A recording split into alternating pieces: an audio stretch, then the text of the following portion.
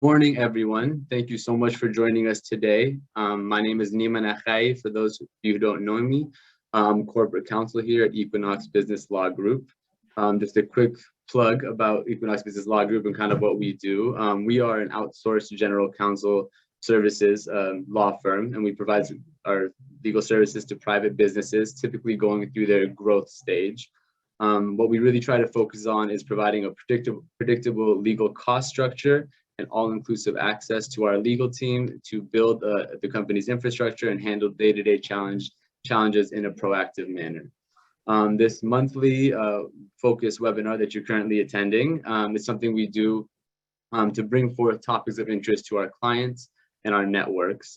So right now, as I'm sure all of you are aware because you've joined this and are watching, the Washington Long-Term Care Act is the hot button issue for Washington employees and employers alike. And essentially what that did was create a Washington Cares Fund to provide long-term care benefits to the qualified residents in Washington. So it's a very important topic, and I'm so thrilled today that we have my co-host here today, Nathaniel Donohue. He is a partner and advisor with Consilio Wealth Advisors, and they do some independent wealth management. They're an independent wealth management firm specializing in serving the tech professionals and retirees. So Nathaniel, thank you so much for joining us. And if you have any short comments to make about kind of your business or practice and what you guys do. Morning, Nima. Morning, everybody. So thank you very much for having me. To Nima, to your point, this is the hot topic right now, something we've been working on with our clients for the last several months, and excited to be here. Thanks for having me. Of course, yes. And as all you can see on this intro slide, Nathaniel, he has those 4 credentials next to his name. So you clearly know he knows what he's talking about. And I only got 1, but I'm still doing all right, trying to give you the best knowledge and legal advice that I can. So just as a general notice, we are recording this presentation and it will be posted to our YouTube channel after and sent to all of the registrants. So you will have access to all the information and discussion we have here today. Also, you will be able to submit questions throughout the presentation, either in the Q&A function or the chat function. We will likely take most questions at the end if we have time, maybe some in the middle if they're relevant to the current topic we're on, but please feel free to drop any questions you have throughout the presentation and we'll try and get to them as quick as we can. And if not, we'll try to address them after the webinar. Okay, so starting off here. Yes, I am a lawyer, so I'm going to start off with a disclaimer. Obviously, save my butt in the firm's butt. So this presentation is not legal advice. It's for informational purposes only, and you should not take any actions based solely on our discussion and information presented to you today. Always consult with an attorney regarding your specific circumstances before taking any action. Thank you, and that's the legal disclaimer, and we also have some financial disclaimers from Nathaniel over here. Yes, from a financial standpoint, similar to Nima, just want to reinforce that this is informational only. This presentation is just designed to be educational and informative. It does not constitute investment advice or financial planning advice and shouldn't be relied on as such. You should reach out to your advisor or CPA as it relates to your specific situation. All right, great. Thank you, Nathaniel. So moving on here, let's see. So the agenda for today's presentation. So we're going to start pretty much just with a discussion of what is long-term care. I think there's just been some confusion and some mixed understanding about really what that kind of care is and what qualifies for the benefits under this new law. So we'll start with that, and then we'll just do an overview of the Long-Term Services and Supports Trust Act, which is a long way of saying the Washington Long-Term Care Act. We'll start with the why. Why did Washington decide to be the first state in the country to implement this type of program? How is the program funded? The important dates you should be aware of. Benefits, how you can receive them, how you will be vested to receive them, vesting and applicability. We'll get into that later. Eligibility traps. This was essentially focused on the few loopholes in the current letter of the law that might not allow you to receive the benefits even though you've paid into the fund. The opt-out process, which is I'm sure everybody's really wanted to hear about. Non-employee opt-in, the exemption approval and details, what qualifies as private long-term care insurance and your options, and then finally, what are the employer and employee responsibilities and considerations that you should be thinking of now as the law is set to be going into effect here within the next, a little more than 4 months.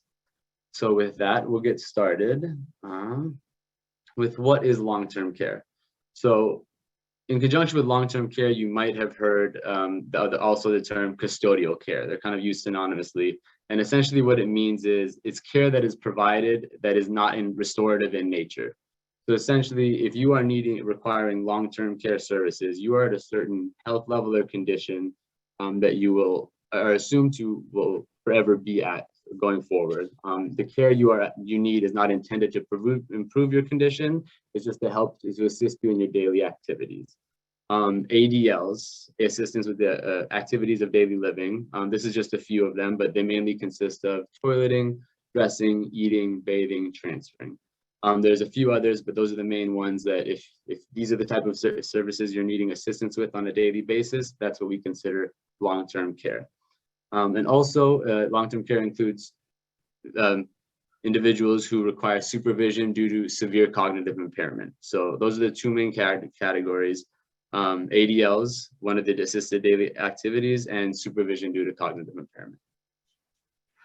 Yeah, Nima, one thing I would add to that, total agreement.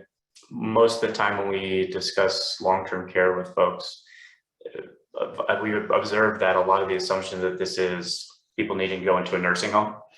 And majority of the time, we're actually finding that folks will receive long-term care actually in their home. So the majority of time, that's 60 to 70% of all claims and all care that's received is actually in your own home, just helping out with these activities of daily living that you've outlined. Yeah, great point, Nathan. And I think something that we touch on later on is that it does long-term care and what constitutes long-term care insurance is not for any hospital-related services you might need. But as you said, at home is the majority of it, or at the nursing facility. So great point. Correct. Okay, moving on. So why? So the reason why Washington State has employed the Washington Long-Term Care Trust Act or the Washington Cares Fund is because of an overwhelming need for long-term care, both in Washington State and nationwide. As Nima has pointed out here in the slide, about 7 in 10 Washingtonians over the age of 65 will require some form of long-term care at some point in their lifetime. 7 out of 10, I mean, that's a dramatic statistic. In addition to that, today, about 60 to 70% of all the care that's paid for in Washington State, so for professional care services, 60 to 70% of that is paid for by the state of Washington through Medicaid. Notice I didn't say Medicare. Medicare does not cover this. It's paid for through Medicaid. Medicaid is a welfare health insurance program. So for folks who have diminished their financial resources to the point where they have to rely upon the state in order to pay for their healthcare needs, the state of Washington is paying for 60 to 70% of that right now. In addition to that, the state is observing that every single day in America, we have between 10 to 12,000 people every single day turning 65. So the population or the number of folks who will need this type of care is only growing. And so they're looking a little bit further down the road and trying to create a solution for this. Now, one could argue whether or not the solution is effective or not, but understanding the why starts to make a lot of sense as to why this is coming up. Also, in the second bullet point, we see here that in many cases, families don't have the financial resources in order to pay for professional long-term care. This is a very expensive care. And in many situations, family members have to oftentimes leave the workforce or take time away from their own family in order to care for other family members. And this comes with, obviously a lot of financial burden, physical, emotional as well. But also, and lastly, for the why for this is the state's trying to employ a plan that would help Washingtonians maintain their savings and not have to diminish them as quickly to pay for these care services.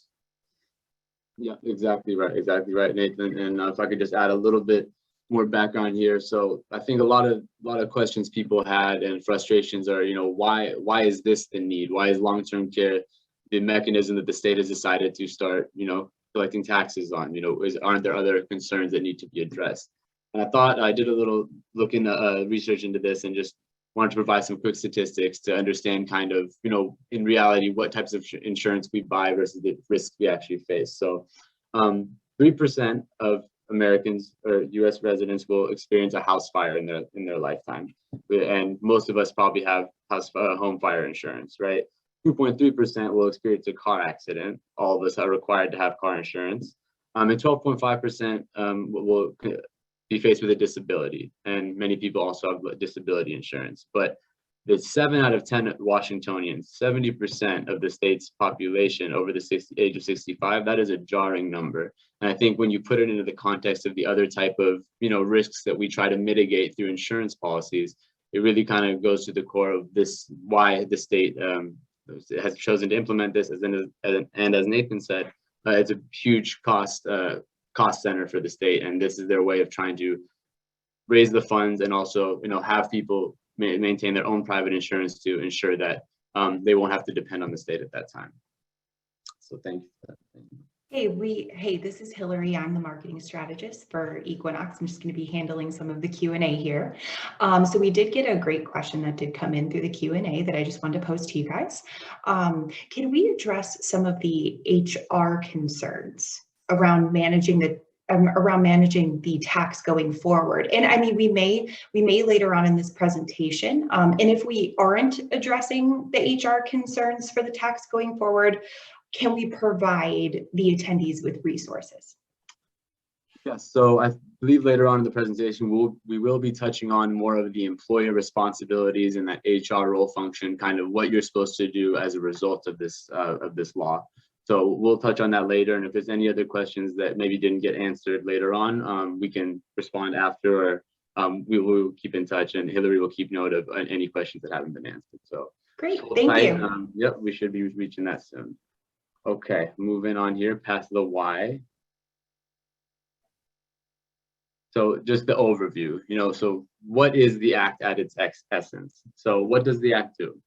So first, beginning on January 1st, 2022, as I'm sure you're all aware, that is the date that Washington employers will need to start collecting this payroll tax from its employees, its W-2 employees. So that's the starting point. The second important fact is that, just to go back to that. So January 1st, 2022, you'll need to start collecting that tax, and employers really need to be ready to implement the withholding and payment of that tax. So going back to the HR function question, we'll touch on it later, but the main role is that your main responsibility as an employer is to be collecting that tax as of January 1. So that's the main responsibility of employers. The second big point about what this act does is that benefits for people who have paid into the fund and have vested into it will begin to be paid until on January 1st, 2025. So no benefits out of this fund will be released or applied to any individual residents of Washington until 2025. And finally, the benefits are up to $100 a day, up to a lifetime maximum benefit of $36,500. Now, this in the text of the statute is stated that it will be adjusted for inflation, but as we all know, kind of that doesn't truly capture the increased costs in healthcare and long-term care services. So although it might increase with inflation over time, that is one of the main frustrations many people have with the law, is that lifetime maximum benefit just doesn't seem like it will be enough. It essentially provides 365 days total worth of care if you needed it for one full year. Yeah. Okay. Nathaniel, anything from you, or can we go on? No, I would just echo your points on the inflation, Nima. It's, from what I understand, this is tagged to Washington's Consumer Price Index. Historically, probably goes up 2 to 2.5% per annum, versus care will typically go up anywhere from 5 to 8% cost increases year over year. So it's a diminishing benefit. Mm-hmm. Right. Thank you for that. Okay, moving on. So important dates to be aware of. So first, many people seem to think that this law was just rushed and passed and has been slowly or very shortly implemented, which I understand that frustration. It does seem like it's been sloppily put together and kind of shifting deadlines, but this law was actually passed back in 2019. So the state legislature passed this 2 years ago with the intention of doing exactly what it's doing now, setting it for 2021. I think the state probably had a plan to roll this out better last year, more efficiently with more information available. But obviously with the pandemic and the way that COVID is kind of taking over the conversation, they very missed that opportunity. So 2 years ago, law was signed. November 1st, that's the other date that we should keep in our mind. November 1st, that is the deadline for employees to have purchased private long-term care insurance for opt-out purposes. So if you want to be able to opt out of this payroll tax, which the period is right there below, between October 1, 2021 and December 31st, 2022, you will need to secure and have your long-term care insurance by November 1. Now that doesn't mean applying for it and in the process of getting approved. That means as of November 1, you have a policy in place that you are already starting to make payments on. So we'll touch on a little bit more about these deadlines and what they mean going forward, but just for your purposes now, those are the main ones we should be worried about. We touched on it earlier, but January 1, 2022 is when the payroll taxes will start to be collected by employers, and January 1, 2025, individuals can begin to receive benefits. So those are the main dates that the state has released, and they're going to be releasing more information, I believe, starting October 1. Once the opt-out period is live, they'll be providing more information about that. I see Hillary has jumped in here. Hello. We have two questions. One pertains to the previous slide. And the question is, do those days need to be consecutive? So no, yeah. Okay. Multiple, no. It does not need to be consecutive. It's just the total benefit. So it's pretty much 365 days total worth of care over any period, as long as you have paid into the fund and you're qualified to receive those benefits. Correct. Great. And then second, we have a comment, and the comment reads, I heard from our health insurance brokers yesterday that all long-term care quotes are no longer available. Is this true? Where can employers and employees find long-term care quotes? Yeah, that's a really good question, Hillary. I can touch on that. Unfortunately, insurance companies have been exiting the state of Washington for some time now, and especially over the last few weeks. And what I can do, Hillary, as well, actually the Office of the Insurance Commissioner for Washington State, they have a website that will list all of the insurance companies that are approved to sell in Washington, and those that are currently participating and those that are not. Unfortunately, there are very few left on the list that are participating, if any. Reason for that is they're looking at this November 1 deadline of trying to get these policies approved, and there is a massive backlog, and we're normally long-term care insurance does take quite a bit of time to underwrite, and they're looking at weeks and weeks and weeks. So they're cutting off the flow of that just to give their team some time to process those. So, but what I can do is I can get your team that link, and you can include that in the follow-up as well for folks that are interested in looking at what providers are still available. That would be great. Thank you. Actually, Nathan, I just that link to that website is actually in the slides going forward. So we can send it with the slides, and Hillary can also follow up if you're not able to provide it. But Nathan, just sticking with this for another moment. Correct me if I'm wrong, but the limited number of insurance providers, yes, they're leaving the state. Not many out there, but it's also seemed to be at the point, in my personal experience at least, that kind of nobody, if you haven't already started the process of applying and getting it started now, you're almost out of luck, because most insurance companies are not accepting new applications. Is that your experience? That is correct. Is that most insurance carriers are not even accepting applications at this time. Right.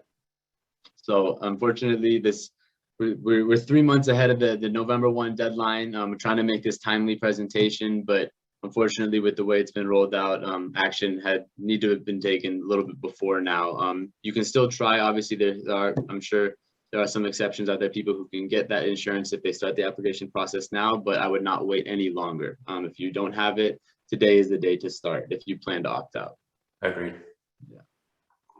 Okay, so moving on here, how is the program funded? So a lot of questions, and I think a little bit misunderstanding on this area. So the program is funded, obviously, how is anything in government funded? Through tax. They like to call it a premium assessment, but it is a tax, and it's a tax on employee wages, again, beginning on January 1st, 2021. So the tax is set at 0.58% of an employee's wages with no cap on the amount of income tax. So whether you make $50,000, $100,000, $1 million a year in compensation, you will be taxed 0.58% on that, and there's no cap there. Their tax increases. So this is also, I'll touch on this. There's been some confusion here. I've seen some resources online that actually incorrectly state this, but when you look at the text of the statute, it's clear what the legislature was trying to do.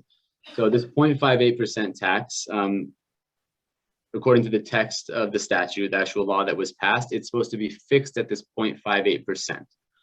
So the legislature does have the option to, at their discretion, without requiring voter approval, to increase the tax if they think they need to, in order to raise more funds for the trust to provide benefits to all the people that will need it.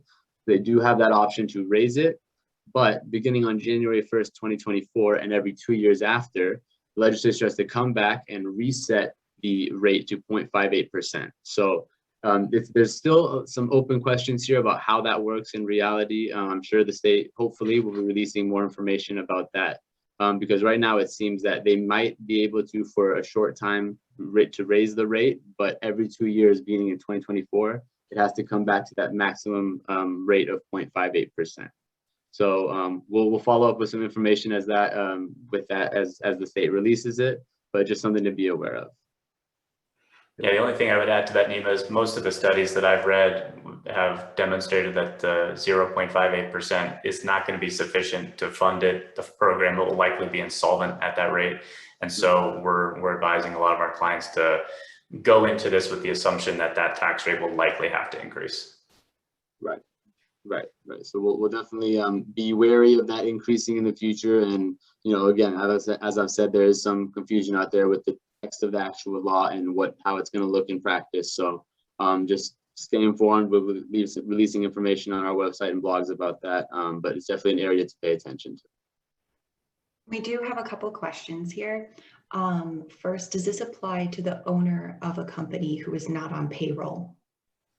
So we'll touch on that later, but the quick answer is no. It does not apply to self-employed individuals. If you are not an employee of your own company, you're not being paid as a W-2 employee, this does not apply to you. We'll touch on it later, but you also have the option to opt in if you'd like.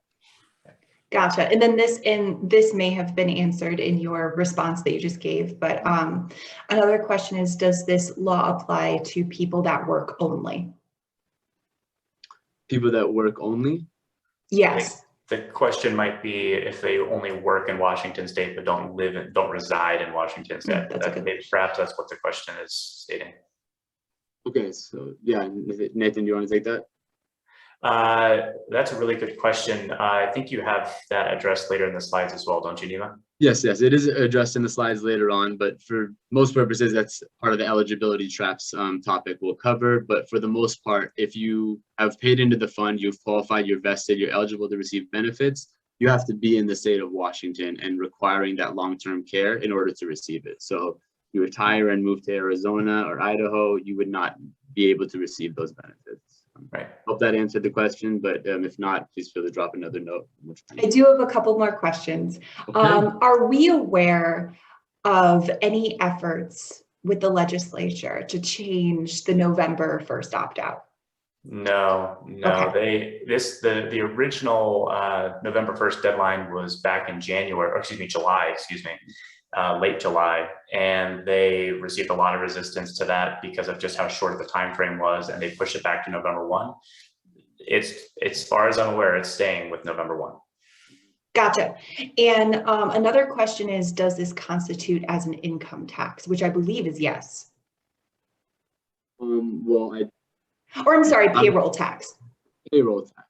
Yes. It is considered a payroll tax. Income tax, I hope so, because then it would be sued in court and be unconstitutional. We can get rid of it, but no, it's not an income tax right now. It's considered a payroll tax. Gotcha. And the next question is, do people who do not have jobs need to pay in? For example, a housewife or husband? I'm assuming not, because they don't have the W-2 for that, right? That's right. If you're not a W-2 employee collecting regular paychecks, if you're not currently employed, you are not subject to the law or the payroll tax. But if you do join the workforce in the future, if you plan to become an employee again in the future, and this also applies to self-employed individuals, independent contractors, people who are exempted, if you enter the workforce as a W-2 employee, you know, let's say next year, if you hadn't procured your own insurance by November 1, you're still going to be subject to that tax. So if right now you are self-employed and not subject to it, and you want to make sure in the future you still avoid it, you should get that private insurance now. Gotcha. And another question kind of goes back to what Nathan was saying, but for employees with out-of-state employment, but who reside in Washington, does the law affect them? So is that workers who work in Washington, but their employer is out of state? This is employees with out-of-state, so they work out of state, but they live in Washington. Yes. So they work out of state, but they live in Washington. So there's a little nuance there, and I can, if there's a specific situation that we can answer for you, we can discuss that after the webinar or another time. But essentially, my current understanding of the law is if you work in the state or if you reside in the state, you are subject to the tax. If you work outside of the state and your work has some sort of nexus to Washington, so you perform some of your services in the state of Washington, your employer is based out of Washington, you would also be subject to that tax. So we do have some information about that later on. Okay. But we can also answer that another time. Great. One more. We do have a lot of questions, but just to keep this going, I'm just gonna make a comment about one more. Someone's asking if the first bullet is a typo because it says 2021 instead of 2022 for the January 1st date. It is a typo. Okay, great. I just want to make sure that that was a typo because that was very important. But please proceed. Yes, that is a typo. I'm sorry, everyone. I think I put that date 3 different places and got one missing. Sorry about that. Great catch. Okay, so if there's no more questions, we'll go ahead and move on here. So benefits. Touched on this earlier. Don't need to touch too much more on it, but again, they will be paid starting January 2025. $100 a day up to a lifetime maximum benefit of $36,500, subject to adjustment for inflation. So I'm sure, as Nathan will discuss later when he's talking about private term options, you know, that lifetime benefit amount just isn't going to cut it. If you really do need this long-term care and you're at this position in life where you're going to need daily assistance, that's going to run out fairly quickly.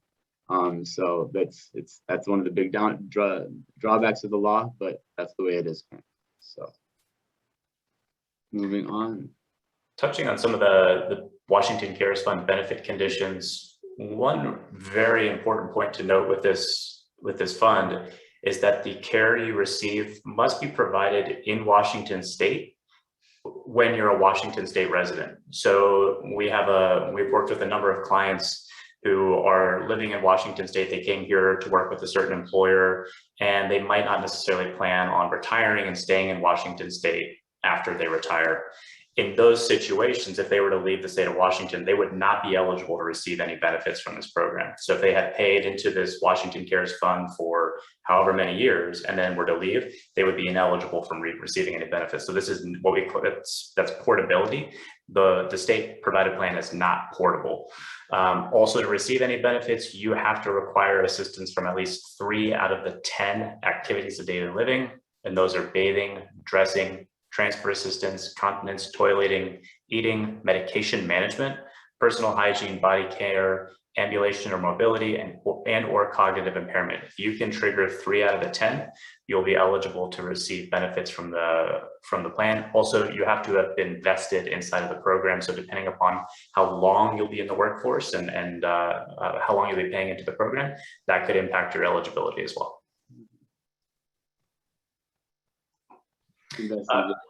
From a vesting standpoint, to qualify for benefits, you have to have contributed to the fund. This gets a little bit confusing, but a total of 10 years without interruption or more consecutive years and worked at least 500 hours during each of the 10 years.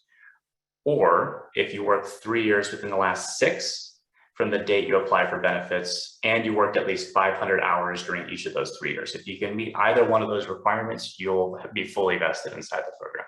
Mm-hmm. And yeah, just touching on that second requirement, the 3 years, I think that was included to address, you know, people who are close to retirement now who will only be employees for 3 more years up until 2025. And once they've paid those 3 years, then they'll be eligible for those benefits. So they got quite a few options, and it can be a little difficult just on paper to comprehend what if I qualify, but let us know if you have any questions on that, and we'll be sure to address them. Okay. Applicability. Okay, so who does this apply to? So we mentioned it earlier. It's essentially all Washington employees, all employees in Washington, W-2 employees who are 18 years or older. The tax does not apply to independent contractors, self-employed individuals, federal employees, or employees of a federally recognized tribe. One thing I think maybe was left out of this, my apologies, was also employees who are part of a collective bargaining agreement that was entered into, I believe, by a collective bargaining agreement that was in existence on October 19th, 2007. So they are exempt from correcting payroll tax until that existing collective bargaining agreement is reopened or renegotiated or expires. So for now, those of you who are employees or part of a collective bargaining agreement, a union, you are exempt until the renegotiations for the new contract are open. And just a quick statutory reference here. So the definition of employee for purposes of this law is at RCW 50A.05.010, and it defines as an employee as an individual who is in the employment of an employer. It's a really great definition, right? It doesn't really tell you much. Essentially what it means is any employee, a person who receives a regular paycheck. You know, if you're an employee, you expect to get paid every 2 weeks, bi-weekly, bi-monthly. So that's generally what it means. If you're an employee in the state, you're subject to the tax. Okay, moving on here, eligibility traps. A couple things to keep in mind with this with the state plan to make sure that you'll actually be eligible to receive benefits if you choose to participate. One I touched on already, Washington state residents who move out of state are not eligible for benefits. You know, even if you paid into the program for 10, 20, 30 years, if you leave the state of Washington, if you no longer reside here, you are no longer eligible to receive benefits. It's not a portable plan. Also, non-Washington residents who work in Washington must pay the premium if there's sufficient nexus between Washington and the other state. Nima, I'd probably lean on you as to defining what is sufficient nexus between those states. And then lastly, any employees who are close to retirement, if you're retiring in 1 year or two, and you might not have paid into the fund long enough that you vest. So if you do not vest into the program, even though you've paid some payroll taxes into the fund, you might not meet those vesting requirements in order to be eligible as well.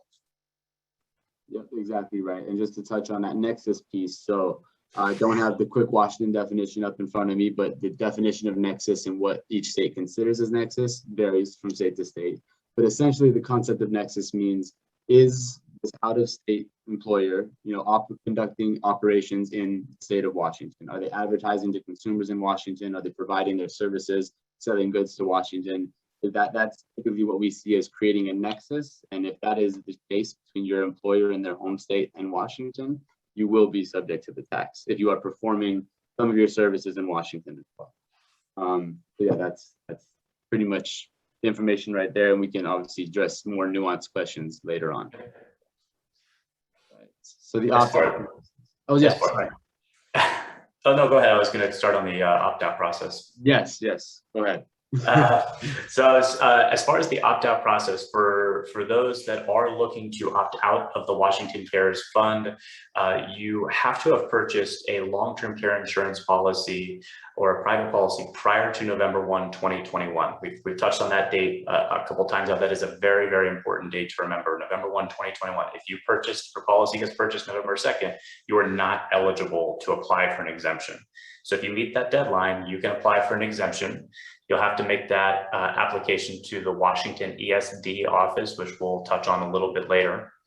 If you are approved, you will not have to pay premiums into the plan, but at the same time, you will be permanently excluded.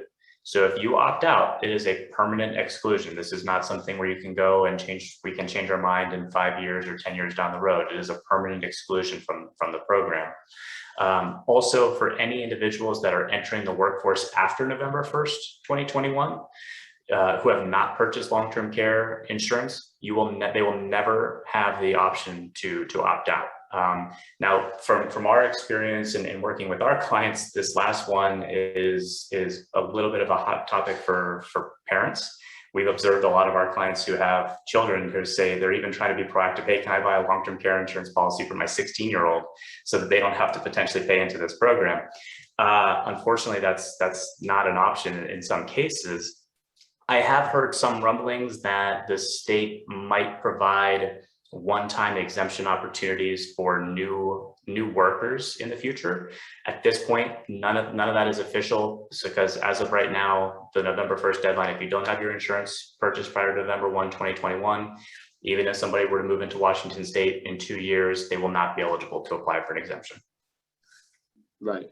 That's exactly right. It's an unfortunate pitfall of the law, but as currently stated, that's what the state's going with. And on October 1st, so when they start to accept the exemption applications, that is when the state is also planning to release more resources and information about how to apply, more background information about kind of these opt-out processes and these issues, the eligibility traps, as we've discussed. So hopefully when the state website is updated on October 1st, we'll have more information to provide to you all. But for now, this is the current state and what we all are, the information we have available to us. Moving on here. Continue for you, Nathan. Go ahead here, Nima. I think you were going to touch on the ESD website and the application process there. Yes, there you go. I forgot the slide was here. I was just touching on it. So yes, October 1st, that's when you'll officially be able to apply for the exemption with the Employment Security Department on their website. And we've provided the link at the end of this slide. And if you want to look it up now, it's just wacaresfund.wa.gov. So that's the website on October 1, expected to go live. To be approved, you must, one, attest that you've purchased qualifying private long-term care insurance prior to November 1st, 2021, and verifying that you are 18 years or older. So we don't have much information on kind of what information the state will be requesting to verify that you've purchased a long-term care insurance. We don't know if it's simply just, an attestation that you're saying, I do have it, or we don't know if they're going to be asking for the actual policy. We can see the state is very busy, obviously, with the ongoing pandemic. So verifying and fact checking millions of care policies might not be feasible for them. So we'll see how they go about it and what they choose to do. But currently, we don't have that information available. So we'll be sure to follow up with anything there. And yes, again, so the Employment Security Department can verify your coverage and request additional information. So if it does get to the point where they're just saying, we just need an attestation saying you have it without proof, if you do that and you don't have that long-term care insurance actually in place, they can of course verify it and ask for more information. And so be sure you don't lie. Don't make an attestation to the state saying you do when you really don't, because it will only cause problems for you further. The state has a good way of finding out about these things and collecting their money. So if that was an option you were considering, just avoid that. Nima, the one thing I would add to that, completely echo everything you said. We've had some folks ask us, well, what if I purchase my long-term care insurance, I get my exemption approved, and I just cancel my long-term care insurance policy afterwards? Maybe I don't necessarily need it or want it. We're strongly encouraging clients not to do that. The state has not said that they're going to come back and ask folks to recertify that they have this insurance in the future, but if they choose to do it, again, to your point, they have great ways of coming back and collecting those funds, and I'm not sure if it's worth the risk. Right. And just to touch on that a little bit more, even I think obviously some insurance companies have heard of this strategy that people are starting to employ, wanting to cancel as soon as they've opted out. And even when I was looking for a policy, for example, they wanted the upfront 12-month premium paid, in whole at the start. So they've caught on to that. That was something people were considering, but insurance companies obviously and the state will figure out a way to accomplish their purpose here, which is to collect that tax. Okay, moving on. So the non-employee opt-in. So we touched on this a little bit earlier. So only W-2 Washington employees are subject to the tax. Sole proprietors, partners, independent contractors, self-employed individuals, those subject to collective bargaining agreements, and federally recognized tribes. Sorry, that's not all here. It was on a previous slide, but all of those people are not eligible or do not required to pay the tax. But beginning on January 1, 2022, they will be able to opt into it if they so choose. So if going to get your own private insurance is just not something you're interested in doing, you can do that starting 2022, but the opt-in window closes 2025 or within 3 years of you becoming self-employed for the first time. So it does allow for people who are entering the workforce later on, if they've become self-employed and they want to opt in, they have a 3-year window to do that. So I don't know if too many people will be choosing to opt in, but again, it's based on personal circumstances. Meet with Nathan here and discuss your financial circumstances, and it's the right move for you. You might want to consider opting in. So that's what we have there. All right. As far as the exemption approval, when you go to apply for your exemption through the Washington ESD office, if they do approve your exemption, they'll send you an approval letter stating you're exempt from the program. And what all employees will do with that letter is they'll then share that with the HR department of their employer, demonstrating that they're approved to be exempt from this tax. It's important that if they ever change jobs, they'll need to maintain a copy of that. So if I were to get approved for an exemption, I'll want to maintain a copy of that certification if I ever change jobs in the future. On the other side of the coin, if folks are rejected for their application, the ESD office will let them know why and what was the reason and the rationale for their rejection, and they will have the opportunity to appeal that rejection if they so choose as well. But that's, I think the important thing is if you are approved, maintain a copy of that certification for any future employers as well. Exactly right.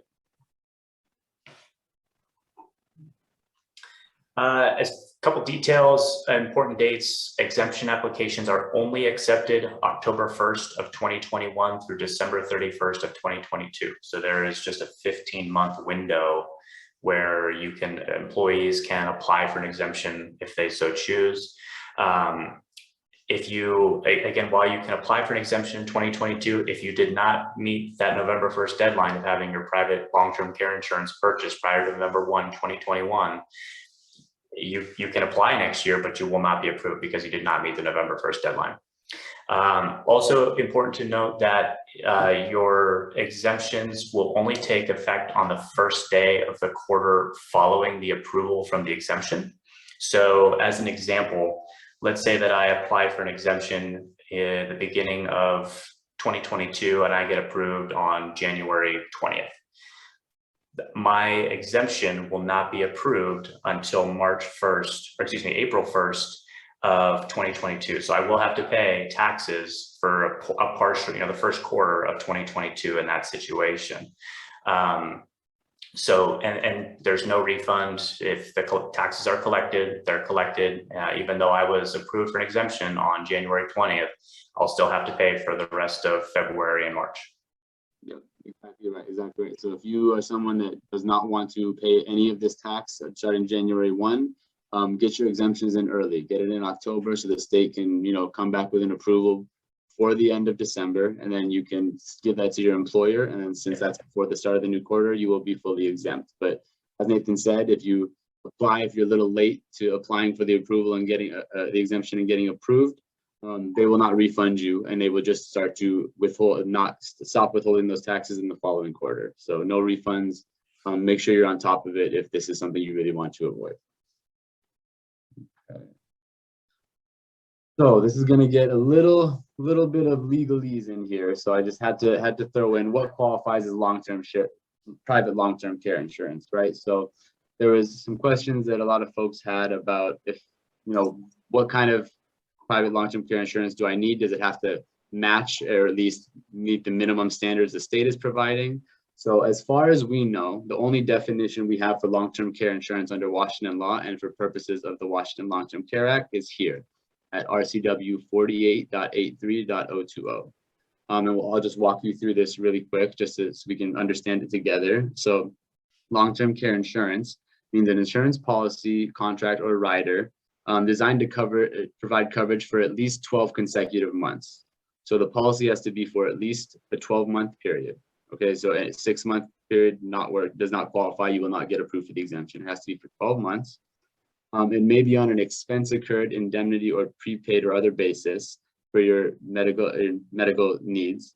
And it must be provided in a setting other than an acute unit of a hospital. So as Nathan was touching on earlier, this could be home care or at a nursing facility, but benefits that are paid for hospital stays and services received at the hospital, that doesn't qualify as long-term care insurance. Correct. And finally, so for the long-term care insurance is defined as being a policy that includes a rider that provides for payment of benefits based upon cognitive impairment or the loss of functional capacity.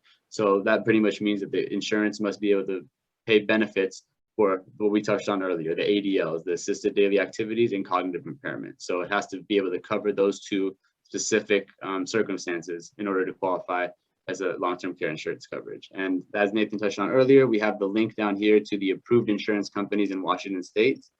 It's a really informative link. Nathan sent that to me a while ago, and looking at it, it's pretty shocking to see the limited number of companies that really are active in providing this insurance in the state. Okay, moving on here. Exemption details. Oh, we already went through that. Sorry about that. So moving on. So we're going to continue on with this, what qualifies as private long-term care insurance. So moving on here, next part of the statute. So it does include group and individual annuities and life insurance policies or riders that provide directly or direct or supplement long-term care insurance. However, long-term care insurance does not include life insurance policies that accelerate the death benefit. Specifically for one or more of the qualifying events of terminal illness, medical conditions requiring extraordinary medical intervention, or permanent institutional confinement. It does long-term care insurance does not include insurance that provides for a lump sum payment of those benefits. It has to be, like similar to the state's daily benefits as needed. And third, they must condition the benefits on the eligibility. So some insurance policies may not condition the actual payment of certain benefits based on, the ADLs we talked about earlier. But for purposes of Washington Long-Term Care Act, you have to be experiencing 3 out of those 10 ADLs. And if your insurance policy does not condition the payment of those benefits on those ADLs, it will not qualify as a acceptable private long-term care. Okay. Oh, more statutes. Sorry, guys. Last one here. So long-term care insurance does not include any insurance policy, contract, or rider that provides coverage for basic Medicare supplement, basic hospital expense, medical surgical expense, hospital confinement indemnity, major medical expense, or disability income. And you can read the rest. So just be sure that you're aware of these statutes. Make sure you talk with your insurance broker to confirm that the policy that you're actually purchasing fits within the requirements of the law and will actually get you the exemption approval you need. And again, there's the link if you want to see the insurance providers in Washington currently providing long-term care insurance. Okay. All right, so we're going to go through a couple options of what type of long-term care plans will qualify for people to exempt from the program. First up are individual plans. So as we've highlighted a couple of times, this could be an individual long-term care insurance policy that just pays for these long-term care expenses, or it could be an individual life insurance policy with a long-term care rider. There are some nuances to those riders. It's important to work with your insurance provider or your financial advisor to make sure that that rider meets the state's definition. Important note, especially with kind of the time crunch that we're on right now, is that these policies can be very slow to underwrite, especially individual long-term care insurance policies. In some cases, these can take months to get approved. And as we've already touched on a few times, most carriers have stopped selling in Washington. So we really encourage everybody to go to the link that Nima provided to see what providers are still offering coverage in the state. Differences with an individual plan. First is the state plan, the maximum benefit amount. It can vary. You can purchase a policy that has a $50,000 benefit amount or a $500,000 benefit amount, versus the state plan that is fixed today at $36,500 per person. The duration of those benefits can be variable as well. It can last a year, 2, 3, 5, 6 years. The state's plan, $100 a day, 365 days a year is how we get to the $36,500. So it's 1 year's worth of benefits. Eligibility, it's for each individual that applies. Those rates are also locked in at the time of purchase. So you'll know exactly what you're going to be paying for the life of the contract. How that's different from the state's plan is if it's the 0.58% tax, depending upon how my income changes, that's going to affect the amount of taxes that I pay into the state plan. Versus with an individual plan, I've got a pretty good idea of what I'm going to be paying moving forward. Other important point, individual plans are portable. So if I purchased a plan in Washington State and then moved to California or Idaho, I can take that private plan with me, and I can receive care in that state. It's not going to affect my ability to claim and receive benefits from that plan. Also, these plans are typically gender specific in pricing. Men pay a different price than women. However, with an individual long-term care insurance policy, if you have two spouses that both apply for coverage, oftentimes the insurance carrier will give you a discount. So if you have both apply, sometimes there will be a discount applied. Next up are voluntary group plans. At this point in the game, this is probably one of the easiest and paths of least resistance for most folks. These policies are the easiest and fastest to underwrite, and they're oftentimes less expensive than an individual plan. That's because the group is pooling the risk of all the employees, and the insurance company is saying, hey, we'll lower the prices because we have a larger group. Similar to an individual plan, those maximum benefit amounts can be variable. We've seen group plans where you could purchase, you'll have multiple options as far as the amount of coverage you'd like to purchase, a couple options as far as the duration. As far as eligibility is concerned, W-2 employees of the company that are offering the group plan are eligible. And in some cases, the spouses and domestic partners are also eligible to apply for benefits as well. Not in every situation. We've seen some group plans where it's only for the W-2 employees and spouses are not eligible. These plans are also portable. So even though it's a group plan, if I were to leave that employer and go work somewhere else, I still own that long-term care insurance policy. Even though that was a group benefit provided by that employer, long-term care group benefits are a portable benefit that you can take with you. Rates are also locked in at the time of purchase. However, depending upon the size of the employer, it can dictate whether or not the employer is paying the bill or the employees. If the company has less than 100 employees, the employer has to pay 100% of the group premium. So again, if you have less than 100 employees, the employer has to pay 100% of the group premium. So in some situations, that might be a very large financial hurdle for the employer in order to offer that. If you have greater than 100 employees, the employer can choose. The employer can opt to pay for it, they can opt to have the employee pay for it, or some combination. Lastly, and this is a benefit in some cases with group plans, you have gender neutral pricing. Men and women pay the same price. Great. And just to quickly touch on something you just spoke about, Nathan, with the less than 100 employers paying the premiums. I think we touched on it earlier, but just so everybody's clear, part of those Washington State's plan is that employers pay no part of the premium. This is an entirely employee-funded fund for long-term care. So employers' only responsibilities is to collect that from the employees, which we'll touch on later. But yeah, so like Nathan was saying, with the group plans less than 100 employees, it can be pretty costly. But for the state's purposes, 100% employee funded. Okay, and now, so moving on to employer responsibilities. So I think we've touched on this a bit. We've answered a few questions about it, but basically the main employer responsibilities are starting January 1, 2022. If your employees have not provided you the approved exemption letter, you got to start withholding and paying the taxes for the W-2 employees that have not provided that approved exemption letter. So really, there's been some questions about what information do we have to provide to employees? Do we have to notify them that we're going to start collecting this?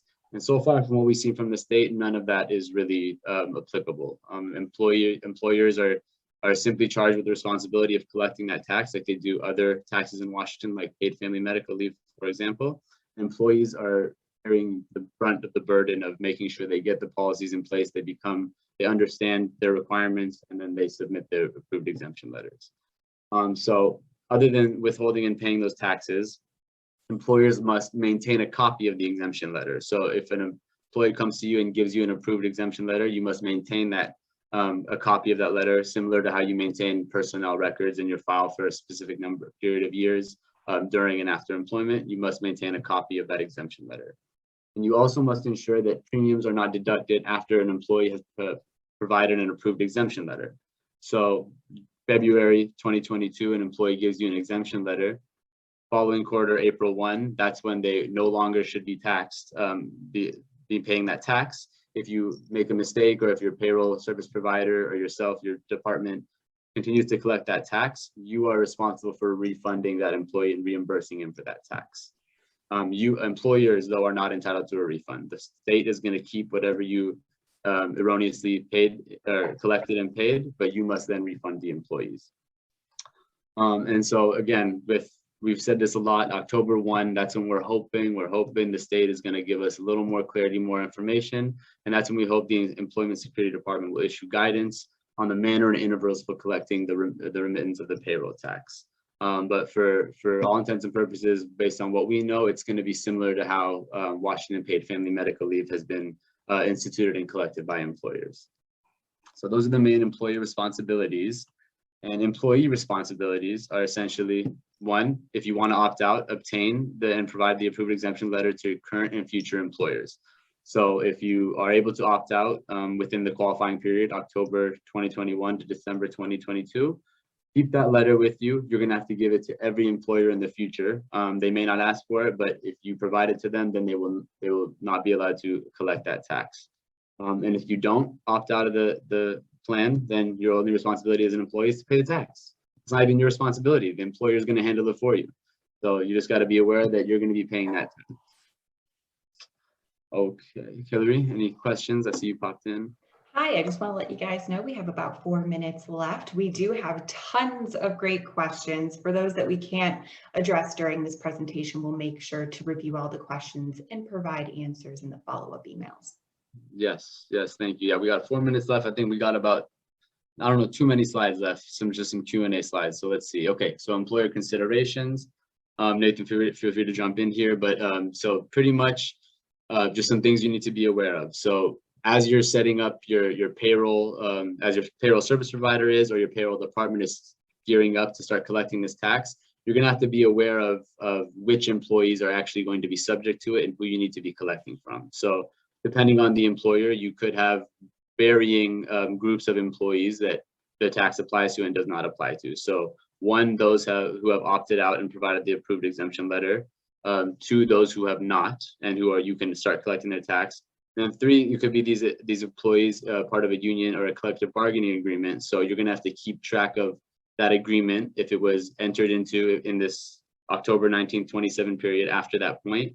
You have to pay attention to when it expires, because at that point, you're going to have to start collecting it then. So just some considerations to keep in mind, to keep track of. You might have to subset your employees into different sections for debate based on withholding. So ensure your payroll processes are set up to deduct the new payroll tax. Again, it's 0.58% of an individual's wages. That comes out to about 58 cents per every $100 earned. And ensure timekeeping processes are in place to track hours of services and employees who have opted out and the effective date of their exemptions.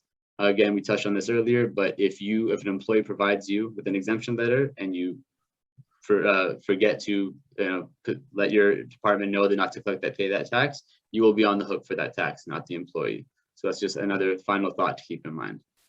Nima, the one thing I'll add on there, because I saw it come up as in a couple of questions here, it's sorry, my dog in the background. It's 0.58% of all wages. So all W-2 compensation. So that includes base salary, that includes cash bonuses, that also includes any equity compensation as well. So for anybody that receives any restricted stock units, RSUs, stock grants, options, all W-2 wages are subject to this tax. Great point, great clarifying point. Thank you, Nathan. Okay, so that concludes our presentation here. As Hillary said, I know we have a lot of questions, a lot of great questions that fortunately we don't have the time to get to right now, but if you have any, please submit them in the Q&A chat or shoot us an email after. We'll try and get them back to you as soon as we can. I just wanted to say a huge thank you to Nathan for joining us here today. Wealth of knowledge, very, very good at what you do. Everybody, if you need to discuss your financial planning future, I highly recommend Consilio Wealth Advisors and Nathan. They're a great firm.